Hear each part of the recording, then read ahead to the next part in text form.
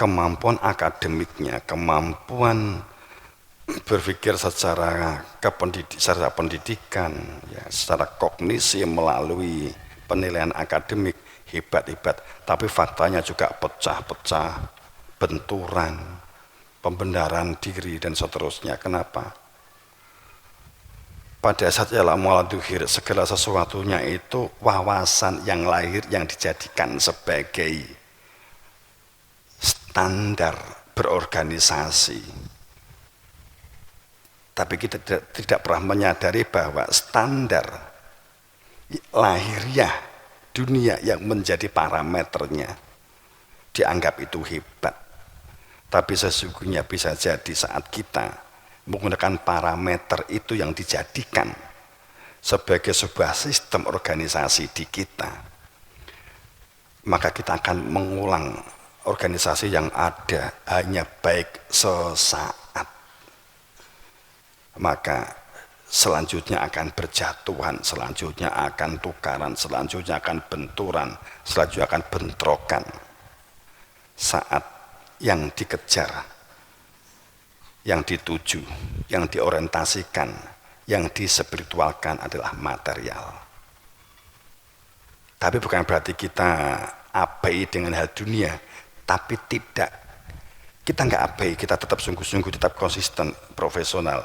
Tapi kita yang dijadikan dasar parameternya adalah hal yang bersifat batin atau ruhiyah. Sebagai contoh, silakan nata manajemen administrasi yang baik, tapi jangan tinggalkan kalimat wala tatafaruqu, jangan tinggalkan kalimat mahabbah birohilah, jangan tinggalkan kalimat ungkapan bahwa huriyah tamah, jangan tinggalkan kalimat li ila kalimatilah, referensi tertinggi. Ini kan pedoman-pedoman di dalam keuluhiyahan, keilahiyahan, kerububiyahan.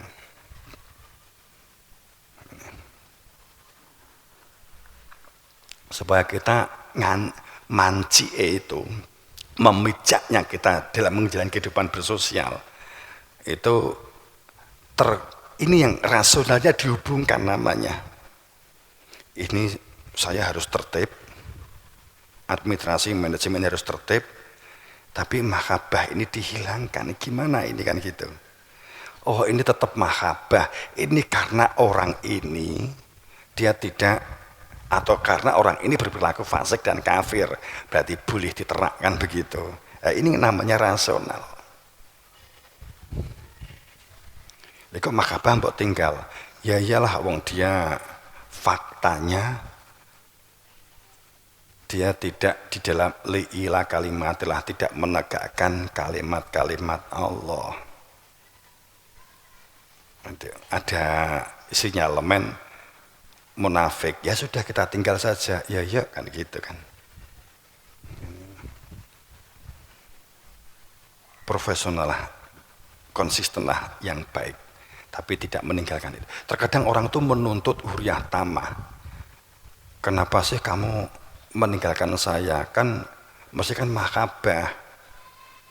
Nuntut itu, padahal kesehariannya tidak konsisten. Tapi tidak menuntut pinter kan begitu. Manusia kan cenderung begitu. Dia nuntut untuk tetap diikat, tetap dihubungi, tetap diperhatikan dengan perilaku mahabbah, dengan perilaku pola kasih sayang. Tapi faktanya dia sehari-hari telah mengabaikan perilaku-perilaku iman, mengabaikan perilaku-perilaku konsisten, mengabaikan perilaku-perilaku takwa. Tapi saat ada masalah menuntut. Itu sebagai contoh, banyak manusia terkadang cenderung serat nafsu, memang suka menuntut.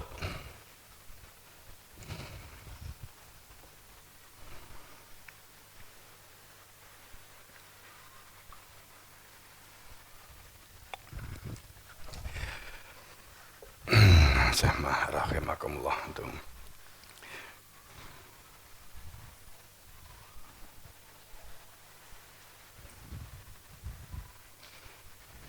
Jam berapa? Jam 09.00. Jadi kalau kita memperhatikan sesuatunya yang berkaitan dengan kehidupan,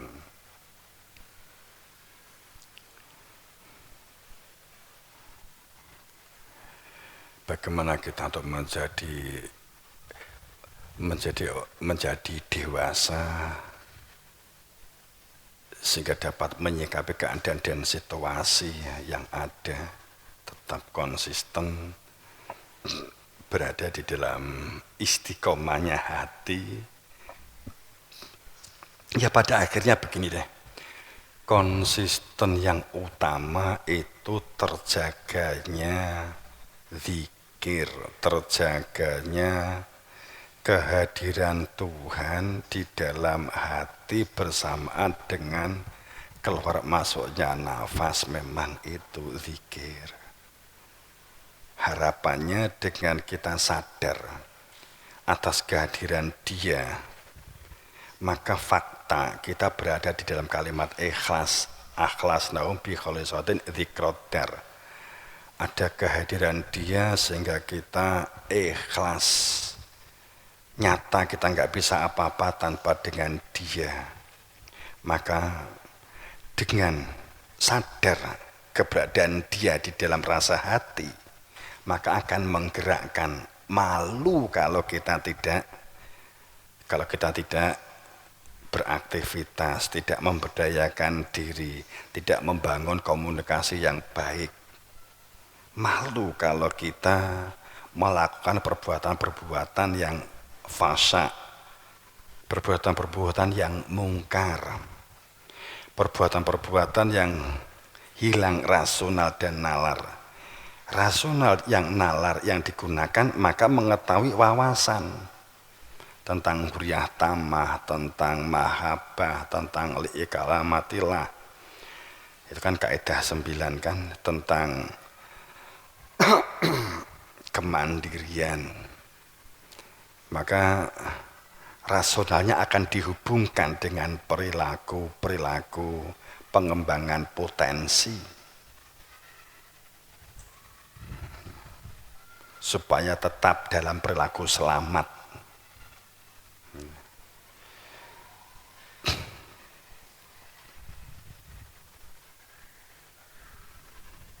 Yang kita mohon itu kan kita untuk dapat memiliki perilaku sabar. Ya Allah beri saya kesabaran, kan begitu.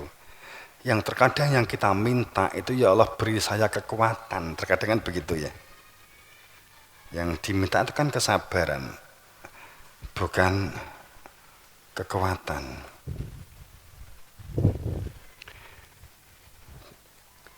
Karena kita tidak diberi kesabaran, hanya diberi kekuatan, dampaknya apa? Akhirnya temennya, kanan kirinya kan ditonjoi kan. Kita kan, ya Allah beri saya kesabaran. Tapi banyak orang meminta, ya Allah beri saya kekuatan. Akhirnya kan nonjok sana, nonjok sini, ngeloknya kono, ngeloknya kene. Karena sudah diberi kekuatan sama Tuhan. Tapi sama Tuhan tidak diberi kesabaran. Dong, paham saya. Ya Allah beri saya kekuatan, ya kekuatanan akhirnya tonggo ini disadui kan. Ya yang kita minta itu kan kesabaran gitu lah. Kesabaran.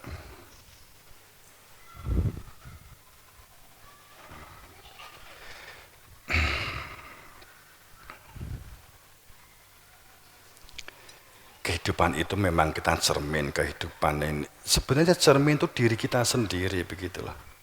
Cermin itu diri kita sendiri. Kita evaluasi terhadap diri kita sendiri, terhadap sebuah rasional kita, akal kita.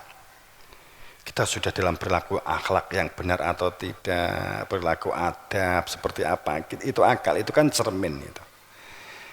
Orang lain terkadang bisa menjadi uswah, menjadi cermin kita contoh kalau dia baik, kalau tidak baik tidak kita ikuti kan gitu. Tapi sering kita tuh terjebak karena olok-olokan saat dilokne, iki nek dilokne elek jelek pasti susah, ya. Ya toh? Wih, kena kowe delok ning ngene pemene wong putri-putri wis macak. Wah, wis macak tapi kok elek jelek ngono kan gitu. Nek mau macak kan mesti gelo, ya kan? Ya kamu kan tinggal bisa jawab, ya alhamdulillah. Mungkin alat-alat makeup ini bagi saya gunakan untuk di luar. Tapi untuk kamu mungkin ini seharusnya kamu telan. Ya kenapa? Kalau saya cukup saya pacai wajah yang tampak lahir, kalau kamu memerlukan alat itu untuk macai diri kamu yang di dalam. Jadi dilokne wong ngono wae ta.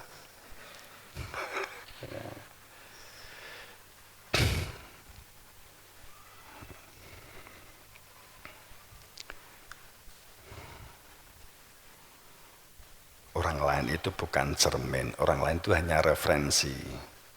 Bisa menjadi support dan bisa menjadi pematah.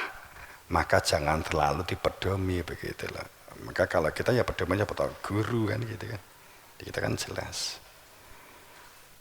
Kita akan terombang-ambing dengan situasi saat kita selalu yang kita hitung itu adalah si A, si B, si C, si D yang orang di luar yang di kanan kiri kita. Oh, kita bisa bingung, pusing, ya, panik. Ya.